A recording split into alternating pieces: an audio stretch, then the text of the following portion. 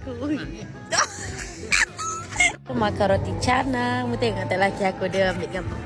Gula. Gila mu. Tak cukup manis ke? Cara orang Kelantan makan roti canang. Orang Kelantan pula tu.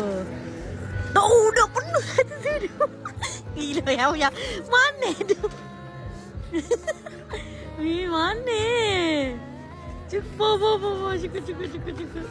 Dia kacau lagi. Ni Kelantan mana ni? Tapi tu beza.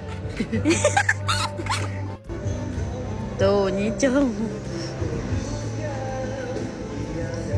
Kerak kaki awal dalam mu ya, kerak kaki. Tak mesti aku ikut mu. Kerak kaki aku. Tak mesti aku tak mesti. Sama. Awak try sikit. Saya ada ni roti ni. Ujung-ujung ada cicak. Kan? Manis ya.